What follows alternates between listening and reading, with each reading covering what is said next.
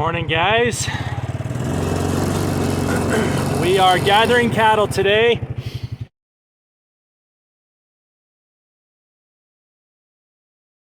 We got to bring them all into the corrals. We're going to give them a shot, and then they're going to come in and cut this field either today or tomorrow.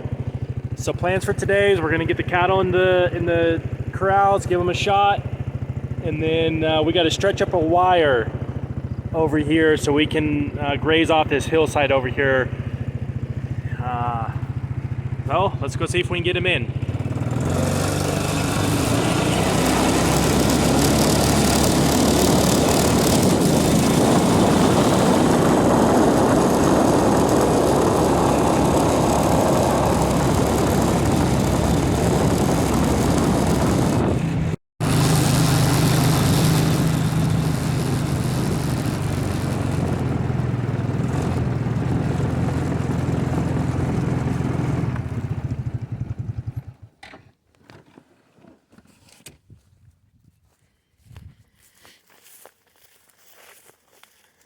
So we're real quiet when we're working with them because they spook easy.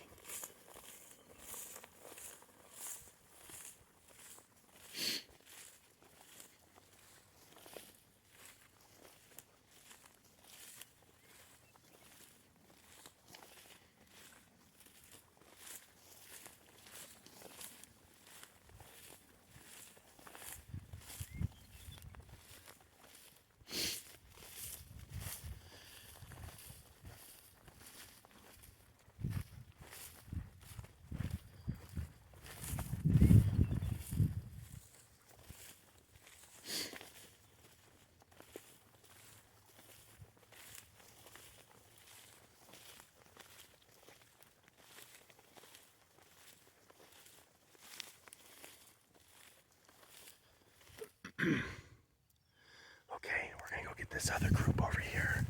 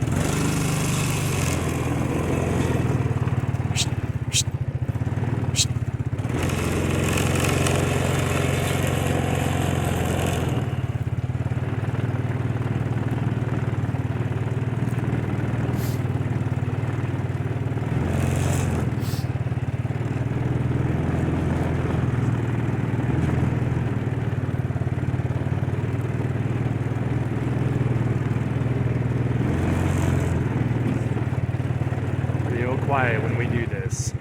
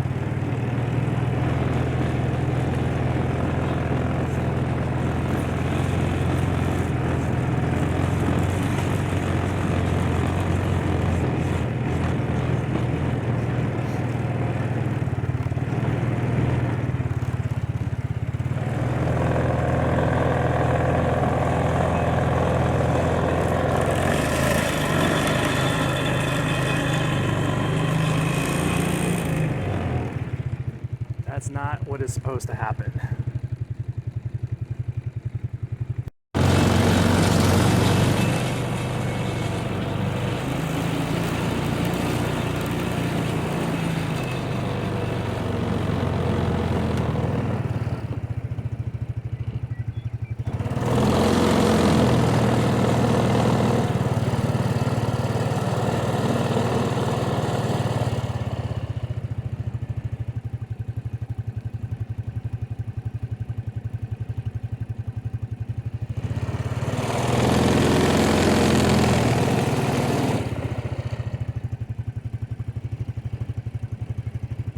That white-faced steer calf up front is the one causing all the problems.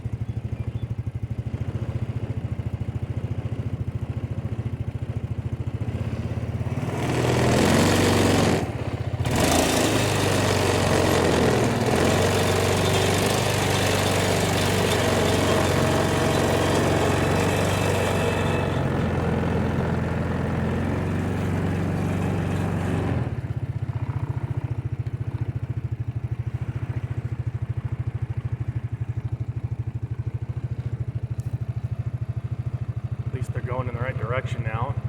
Hopefully our intent is to get them moved up with the other herd that's up top. They'll see them, they'll go to them, and then we'll try to get them again.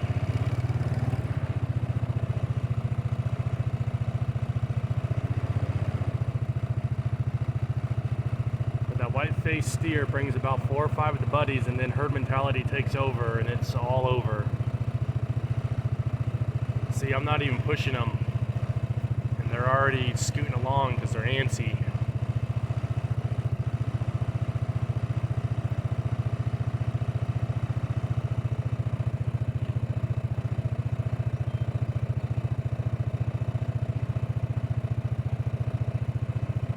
When you work cattle, you got to be calm, deliberate, not in a hurry.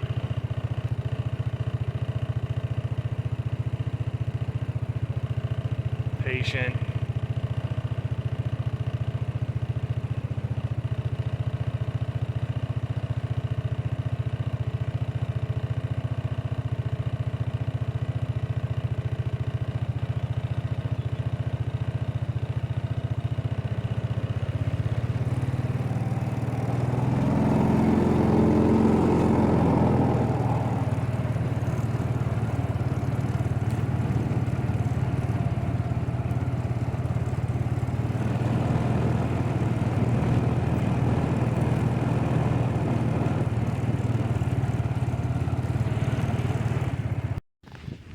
So Swather came, you guys saw that.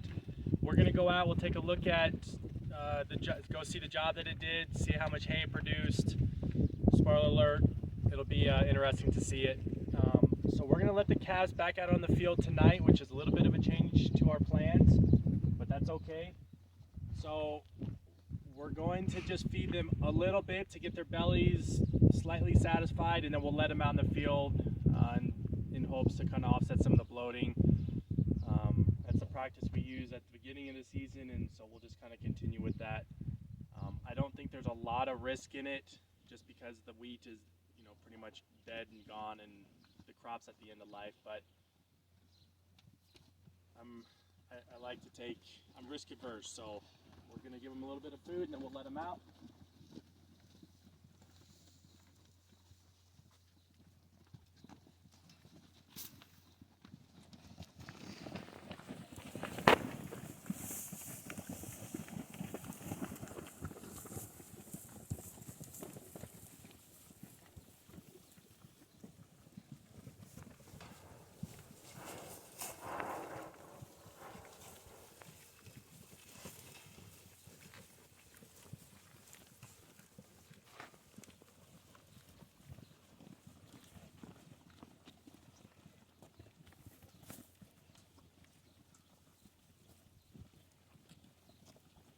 Okay, we got some wild-headed calves over here. We spent a day and a quarter chasing these guys over here, and it's this white-faced steer that has created all the problems. He's real high-headed, and you could only get about 150, 200 yards in front of him before he just ran. And like herd mentality, he ended up controlling this entire herd, and so we ended up, instead of gathering all 39 of them, we gather a bunch. He'd split off, leave the other ones, we gather that one, and then get the next bunch and the next bunch. And then pretty soon we had these 4 left, and we'll go over and take a look at them. And he took the wrong step. We put him into a trap. I had 2 or 3 traps set, and he took the wrong step and got into my trap. Now we've got him. So we're gonna leave him and his 3 compadres there. I'm gonna feed them by hand in an attempt to help tame them, so that it doesn't take us all day to gather them, because this field should only take an hour or 2 to gather, not a day and a quarter. So if I can't tame them, then we'll probably end up selling just that one to remove that bad behavior from the herd. So that's kind of the plans, or the thought on how we're going to handle his bad behavior. So we'll see if we can tame him down, and if not, then we'll send him on his way, and that's how we'll deal with him. So, all right, let's go feed the other ones.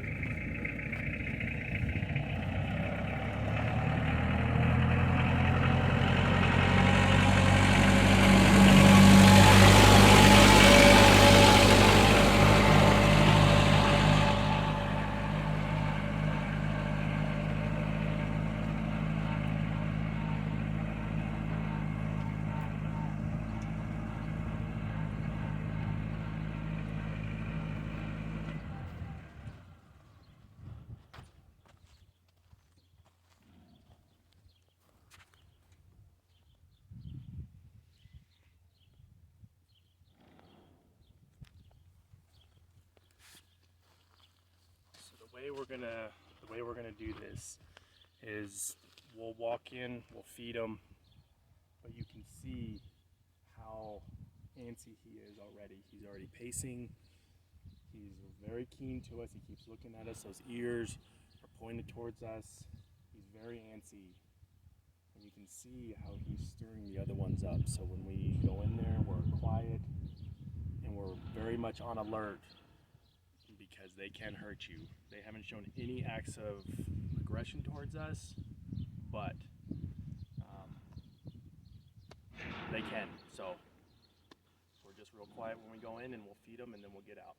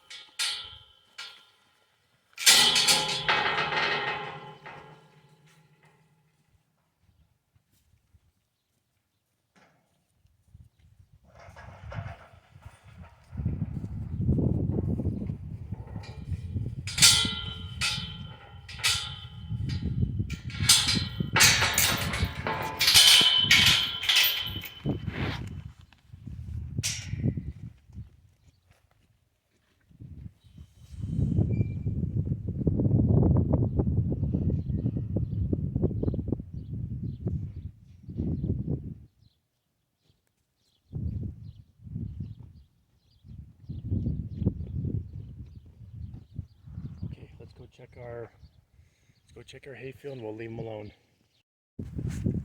These guys are pretty wild. They haven't even gone to get their hay. I don't know if you guys have ever heard the expression belts and suspenders, but our gates have a rod that comes down and goes down into the hole, and then there's a chain that comes around as the secondary lock.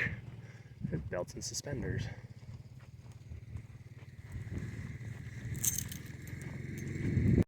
Okay, so we're getting our two bad players out. Trying to anyways. Split them off, but they're very antsy.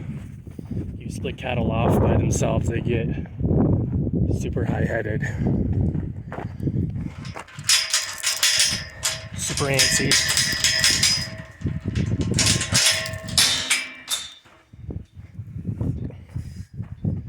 So we're just quiet, careful, jump the fence when you need to, because they will hurt you.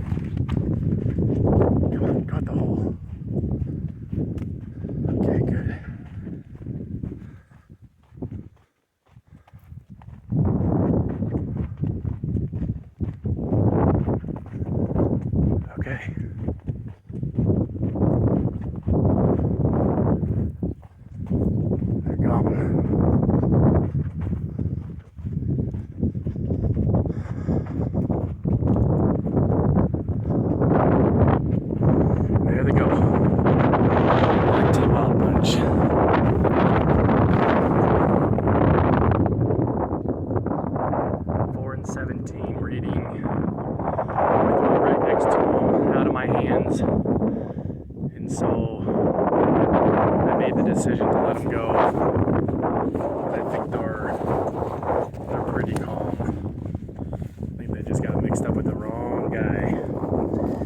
The other one, number 10, I forget what the white face one, his number is, still not sure of me, so I'm hoping another week or so. And I'm going to let them out as well.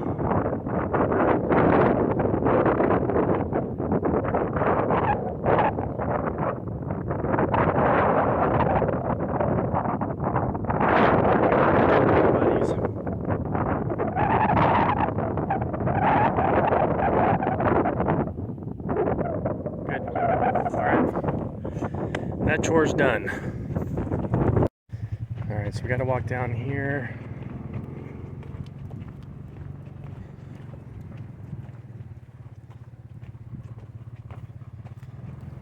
No belts and suspenders on that one, but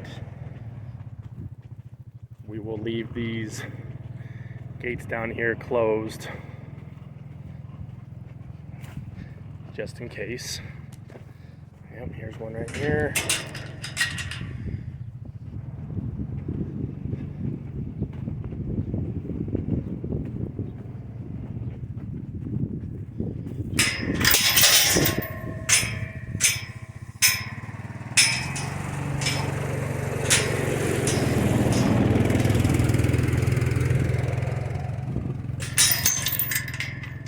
So even if they were to break through their pin there, they would still be trapped in this alleyway. So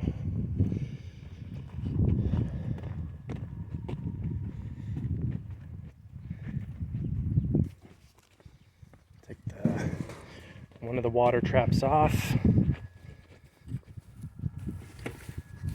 Let's just go over the gate, over the fence.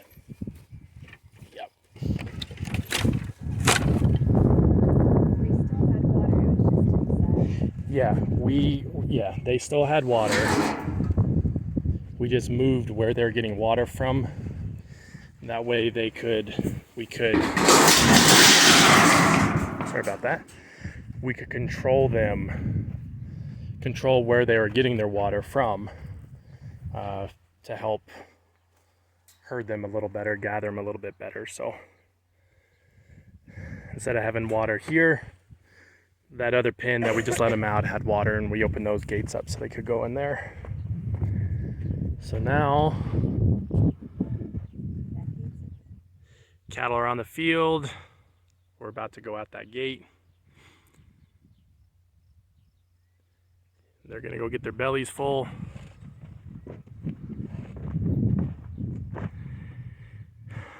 All right, guys. Well, I appreciate you. Thanks for watching. Like and subscribe, and we'll see you next time.